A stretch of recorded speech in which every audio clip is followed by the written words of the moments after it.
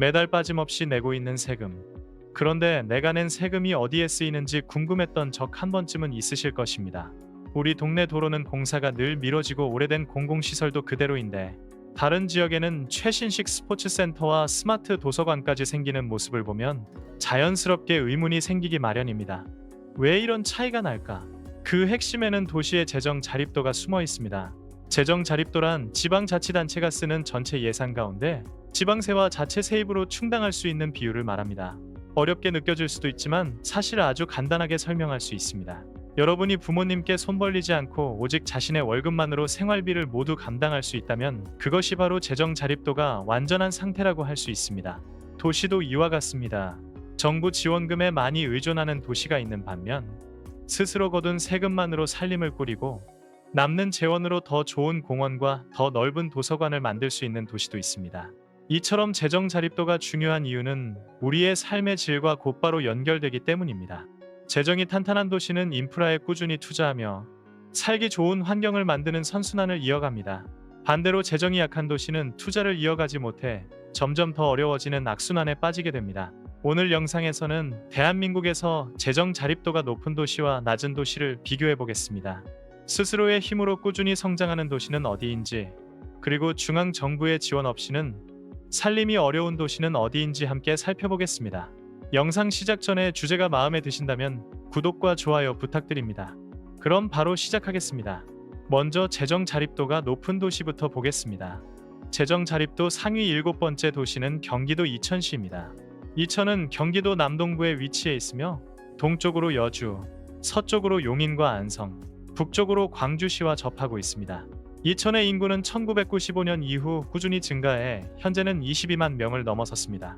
이천하면 쌀이나 도자기를 떠올리는 분들이 많지만 오늘날 이천의 진짜 힘은 반도체 산업에서 나옵니다. 세계적인 반도체 기업인 SK 하이닉스 본사가 이천에 자리하고 있으며 이 거대한 기업 하나가 이천시 전체의 세수를 이끌어간다고 해도 과언이 아닙니다. 여기에 영동 고속도로와 중부 고속도로가 만나는 교통의 요지라는 장점을 바탕으로 대규모 물류 단지가 조성되며 이천의 재정은 더욱 튼튼해지고 있습니다. 이천시의 재정 자립도는 약 45.4로 자체 세입만으로 5,410억 원이 넘는 재원을 확보하고 있습니다. 이천시가 대한민국에서 재정 자립도가 높은 도시 7번째에 올랐습니다. 그렇다면 이제 반대편을 살펴보겠습니다.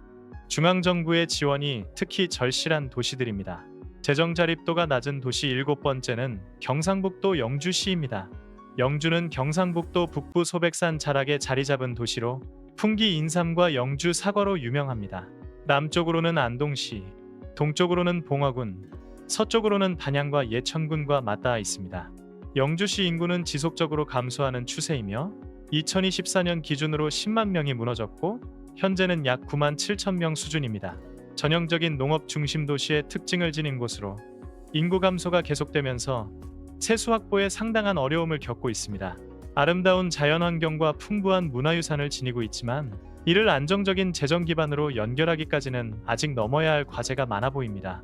영주시의 재정 자립도는 약 10.3으로 전체 예산 가운데 지방세와 세외 수입으로 벌어들이는 금액은 약 1,023억 원에 불과합니다. 영주시가 대한민국에서 재정 자립도가 낮은 도시 7번째였습니다. 이어서 재정 자립도가 높은 도시 6번째는 울산광역시입니다. 울산은 대한민국 동남부에 위치한 최대 공업 도시로 북쪽으로는 경주, 남쪽으로는 부산과 양산과 인접해 있습니다. 울산 인구는 2015년 117만 명을 정점으로 조금씩 줄어 현재는 약 109만 명 정도입니다. 울산의 재정 자립도는 세계의 거대한 산업축이 떠받치고 있습니다. 현대자동차로 대표되는 자동차 산업, 현대중공업이 이끄는 조선업, 그리고 수많은 석유화학 기업들입니다. 최근 글로벌 경기 변동에 영향을 받긴 했지만 이들 대기업이 내는 지방세 규모는 여전히 전국 최고 수준입니다. 도시 전체가 하나의 거대한 공장처럼 움직인다는 말이 결코 과장이 아님을 보여주는 부분입니다. 울산시의 재정 자립도는 46.1이며 지방세와 세외 수입으로 벌어들이는 금액은 연간 약 2조 5,571억 원에 달합니다. 강력한 제조업 기반을 바탕으로 울산은 재정 자립도 높은 도시 6번째에 올랐습니다. 다시 재정이 어려운 도시로 넘어가 보겠습니다. 재정 자립도가 낮은 도시 6번째는 경상북도 문경시입니다. 문경은 경상북도 서북부에 위치한 도시로 서쪽은 괴산군, 동쪽은 예천군, 남쪽은 상주시, 북쪽은 제천시와 단양군과 접하고 있습니다. 문경은 한때 검은 황금이라 불린 석탄 산업으로 대한민국 산업화의 한 축을 이끌었던 도시였습니다. 전국에서 사람들이 몰려들었고 도시는 에너지와 활기로 가득했습니다. 그러나 1980년대 후반 정부의 석탄 산업 합리화 정책으로 주요 광산들이 문을 닫으면서 도시의 심장이었던 핵심 산업 기반이 순식간에 사라졌습니다. 현재는 문경세제를 중심으로 한 아름다운 자연과 역사 관광, 그리고 오미자 같은 특산물을 통해 새로운 길을 모색하고 있지만 관광 수입과 농업 소득만으로 과거 대규모 산업이 남긴 빈자리를 메우기에는 한계가 분명한 것이 현실입니다. 문경시의 재정 자립도는 약 10.1이며 도시가 자체적으로 벌어들이는 금액은 약 940억 원에 그칩니다. 문경시가 재정적으로 어려운 도시 6번째였습니다. 계속해서 재정 자립도가 높은 부자 도시를 살펴보겠습니다. 5번째는 경기도 용인시입니다. 용인은 경기도 남부에 위치한 특례시로 북쪽으로는 성남, 서쪽으로는 수원, 동쪽으로는 이천과 광주와 접하고 있습니다. 용인시 인구는 꾸준히 증가해 현재 약 109만 명에 이릅니다. 용인에는 삼성전자 기흥 캠퍼스가 자리하고 있으며 국내 대표적인 관광지인 에버랜드도 위치해 있습니다. 여기에 더해 세계 최대 규모의 반도체 클러스터가 들어설 예정인데 아직 조성 중임에도 관련 기업들의 투자가 활발하게 이어지면서 앞으로의 재정 전망은 더욱 밝아지고 있습니다. 광교와 수지, 동백 같은 대규모 주거단지에 판교와 인접한 지리적 이점까지 더해지면서 용인시는 앞으로도 재정 기반이 더욱 단단해질 것으로 보입니다. 용인시의 재정 자립도는 약 47.9이며 지방세와 세외 수입을 모두 합한 금액은 연간 약 1조 4천억 원 정도입니다. 용인시는 재정 자립도 높은 도시 5번째였습니다. 이제 재정적으로 어려움을 겪는 도시 5번째로 넘어가겠습니다. 전라북도 정읍시입니다. 정읍은 전라북도 서남부에 위치한 도시로 내장산 단풍으로 유명합니다. 북쪽으로는 김제시, 남쪽으로는 순창군과 전남 장성군에 인접해 있습니다. 정읍시는 호남 평야를 기반으로 한 전통적 농업도시입니다. KTX 정차역을 기반으로 변화하려는 움직임도 있고 산업단지를 갖추고 있긴 하지만 도시 전체의 재정을 떠받칠 만큼 강력한 산업 기반을 확보했다고 보기는 어려운 상황입니다. 인구 감소와 고령화 역시 도시 재정에 부담을 주고 있습니다. 정읍시의 재정 자립도는 약 9 정도로 오늘 소개한 도시 가운데 처음으로 자립도가 10% 아래로 떨어졌습니다. 정읍시는 재정 자립도 낮은 도시 5번째에 해당합니다. 다음은 대한민국에서 재정 자립도가 높은 도시 4번째 인천광역시입니다. 인천은 서울과 부산에 이어 대한민국에서 3번째로 큰 도시이며 수도권의 관문 역할을 하고 있습니다. 지리적으로 인천은 북쪽으로 김포, 동쪽으로 서울과 부천, 그리고 시흥과 맞닿아 있습니다. 광역시 가운데 인구가 유일하게 증가하고 있는 도시이며 현재 인구는 300만 명을 넘어섰습니다. 최근에는 3기 신도시로 계양 신도시가 선정되면서 앞으로도 인구 증가세가 이어질 것으로 전망됩니다. 인천은 인천국제공항과 인천항이라는 국가 핵심 인프라를 바탕으로 막대한 물류와 비즈니스를 창출하고 있으며 송도 국제도시에는 삼성바이오로직스와 셀트리온 등 세계적인 바이오 기업들이 자리하고 있습니다. 과거의 공업도시 이미지를 벗고 첨단 산업과 국제 비즈니스 중심지로 변화하면서 인천의 재정은 갈수록 탄탄해지고 있습니다. 인천광역시의 재정 자립도는 약 49.2이며 지방세와 세외 수입을 합한 금액은 약 6조 4,800억 원 수준입니다. 인천시는 재정 자립도 높은 도시 4번째를 차지했습니다. 이제 재정 자립도 낮은 도시 4번째입니다. 바로 경상북도 안동시입니다. 안동은 경상북도 동북부에 위치해 있으며 서쪽으로 예천, 북쪽으로 영주와 봉화, 동쪽으로 영양, 남쪽으로는 의성군과 청송군이 이어져 있습니다. 안동의 인구는 1995년 이후 지속적으로 감소해 왔습니다. 경북도청이 이전하던 시기에 잠시 인구가 늘었으나 다시 감소세로 전환되어 현재는 약 15만 명 정도입니다. 안동은 유교 문화가 깊게 자리잡은 도시로 하회마을을 비롯한 많은 문화재를 보유하고 있습니다. 경북도청 이전을 계기로 새로운 도약을 기대했지만 기대만큼 재정 자립도가 크게 오르지는 못했습니다. 도청이 이전하며 인프라는 개선되었으나 도시 전체 재정을 견인할 만한 대규모 민간 기업 유치가 이루어지지 못해 여전히 관광과 농업에 대한 의존도가 높은 상황입니다. 역사적 가치와는 별개로 현대적 산업 기반 확보라는 큰 과제를 안고 있다고 볼 수 있습니다. 안동시의 연간 예산은 약 1조사 1630억 원이지만 재정 자립도는 9.8에 불과합니다. 안동시는 재정 자립도 낮은 도시 네 번째입니다. 이어서 재정 자립도가 높은 도시 세 번째입니다. 바로 경기도 화성시입니다. 화성시는 경기도 서남부에 위치한 특례시로 대한민국에서 가장 역동적으로 성장하는 도시 가운데 하나입니다. 북쪽으로는 수원과 용인, 안산에 접해 있고 남쪽으로는 오산과 평택이 자리하고 있습니다. 화성시는 1995년 이후 인구가 꾸준히 늘어나 현재는 외국인을 포함해 100만 명을 넘어섰습니다. 화성시의 재정을 이끄는 원동력은 두 개의 거대한 엔진입니다. 바로 삼성전자 화성 캠퍼스와 현대기아차 남양연구소입니다. 세계 최고 수준의 반도체 기업과 자동차 기업이 화성에 자리 잡고 있고 이들과 함께 성장하는 수많은 협력 업체들까지 더해지면서 막대한 지방세가 발생하고 있습니다. 여기에 동탄 신도시라는 대규모 주거와 상업 중심지가 조성되며 일자리와 주거가 조화를 이루는 자족도시의 모습을 갖춰가고 있습니다. 이러한 강력한 경제 기반 덕분에 화성시의 재정 자립도는 무려 52%에 이릅니다. 재정 자립도가 높은 국내 도시 세 번째는 화성시였습니다. 이제 재정적으로 어려운 도시 세 번째를 살펴보겠습니다. 전라북도 김제시입니다. 김제시는 전라북도 중서부에 위치한 도시로 북쪽으로는 군산과 익산, 동쪽으로는 완주군과 전주시에 접해 있습니다. 호남 평야의 중심부에 있어 지평선이라는 단어가 가장 잘 어울리는 도시이기도 합니다.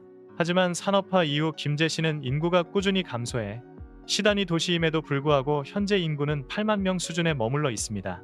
김제는 대한민국을 대표하는 곡창지대이지만 이는 동시에 산업 구조가 농업에 지나치게 편중돼 있다는 의미이기도 합니다. 농업은 국가의 뿌리이지만 지방세를 만드는 능력에서는 제조업이나 서비스업에 비해 한계가 뚜렷합니다. 청년층의 유출과 고령화까지 더해지면서 김제시의 재정 전망은 더욱 어두운 상황입니다. 김제시의 재정 자립도는 9.77로 재정 자립도가 낮은 도시 세 번째에 해당합니다. 이어서 재정 자립도가 높은 도시 두 번째는 경기도 성남시입니다. 성남은 서울 남쪽에 위치한 도시로 동쪽으로는 광주시, 서쪽으로는 과천과 의왕, 남쪽으로는 용인과 맞닿아 있습니다. 성남시는 대한민국을 대표하는 부촌인 분당과 판교를 품고 있는 도시입니다. 특히 판교 테크노밸리는 한국의 실리콘밸리라 불릴 정도로 첨단 IT 기업들이 밀집해 있습니다. 이곳에서 창출되는 높은 부가가치와 양질의 일자리는 성남시 재정의 가장 강력한 원동력입니다. 잘 설계된 일기 신도시 분당 위에 첨단 산업이라는 날개를 달면서 성남시는 명실상부 국내 최고 수준의 부자도시로 자리 잡았습니다. 성남시의 재정 자립도는 53.7로 매우 안정적인 재정 상황을 바탕으로 도시 발전을 이어가고 있습니다. 성남시는 재정 자립도 높은 도시 두 번째였습니다. 다음은 재정 자립도가 낮은 도시 두 번째, 전라북도 남원시입니다. 남원은 전라북도 동남부에 위치한 도시로 춘향전의 배경지로 유명하며 지리산 서쪽 자락에 자리하고 있습니다. 동쪽으로는 경상남도 함양군, 남쪽으로는 전라남도 구례군과 곡성군, 서쪽으로는 순창군과 인접해 있습니다. 남원의 인구는 1965년 이후 꾸준히 감소해 현재는 8만 명 선이 무너지고 약 7만 5천 명 정도입니다. 남원은 추어탕과 광안루로 유명한 관광도시의 성격이 강합니다. 관광 산업이 주요 기반이지만 인구 7만 5천 명의 도시 재정을 안정적으로 유지하기에는 한계가 뚜렷합니다. 뚜렷한 제조업 기반이 부족한 데다 인구 감소가 지속되면서 도시의 활력과 재정 건전성이 함께 약화되고 있는 안타까운 상황입니다. 남원시의 재정 자립도는 8.98로 재정 자립에 큰 어려움을 겪는 도시로 꼽히며 재정 자립도 낮은 도시 두 번째였습니다. 마지막으로 재정 자립도 1위를 발표하겠습니다. 대한민국에서 재정 자립도가 가장 높은 도시는 바로 서울특별시입니다. 누구도 이견을 제기하기 어려운 결과일 것입니다. 서울은 대한민국 인구의 약 3분의 1이 모여 사는 수도이자 정치, 경제, 사회, 문화의 중심지입니다. 강남과 종로, 여의도 같은 핵심 업무 지구에는 수많은 대기업 본사와 금융기관, 법무법인이 자리하고 있습니다. 이 지역들은 말 그대로 대한민국의 재정을 움직이는 거대한 동력원이라고 할 수 있습니다. 모든 부와 기회가 집중된 도시인 만큼 스스로 벌어 살림을 꾸리는 능력 역시 타 도시들과 비교하기 어려울 정도로 월등합니다. 서울시의 재정 자립도는 73.6이라는 매우 높은 수치를 기록하며 다른 도시들과의 뚜렷한 격차를 보여주고 있습니다. 서울특별시가 대한민국에서 재정 자립도 1위를 차지했습니다. 이어서 재정적으로 가장 어려운 도시 1위는 경상북도 상주시입니다. 상주시는 경상북도 서북부에 위치해 있으며 북쪽으로 문경, 남쪽으로 김천과 구미, 서쪽으로는 충청북도와 접하고 있습니다. 넓은 면적에 비해 인구 밀도가 낮고 지역 경제 대부분이 농업에 의존하고 있습니다. 상주는 곶감으로 특히 유명하지만 이를 통해 얻는 세수는 도시 전체 예산에 비하면 매우 미미합니다. 산업 기반이 약하고 인구 감소세가 뚜렷한 만큼 오늘 소개한 도시들 가운데에서도 가장 낮은 재정 자립도를 기록하고 있습니다. 상주시의 재정 자립도는 8.4로 대한민국에서 재정적으로 가장 어려운 도시 1위로 선정되었습니다. 오늘은 대한민국에서 재정 자립도가 높은 도시와 낮은 도시를 비교해 살펴보았습니다. 결론적으로 양질의 일자리를 창출하는 강력한 첨단 산업과 대기업을 품은 도시들이 압도적인 재정적 우위를 점하고 있었습니다. 반면 전통적 농업에 의존하거나 산업 구조 변화에 제대로 대응하지 못한 도시들은 심각한 재정난을 피하기 어려웠습니다. 이러한 재정 격차는 단순한 숫자의 차이를 넘어 교육과 문화, 안전, 복지 등 우리의 삶 전반에 걸쳐 불균형을 심화시키는 원인이 되고 있습니다. 어디에 살고 어떤 환경을 마주하느냐가 삶의 질을 결정하는 중요한 요소가 되고 있는 것입니다. 앞으로 각 도시의 재정 자립도가 어떻게 변화해 나갈지 꾸준히 지켜볼 필요가 있습니다. 준비한 내용은 여기까지입니다. 끝까지 시청해 주셔서 감사드립니다.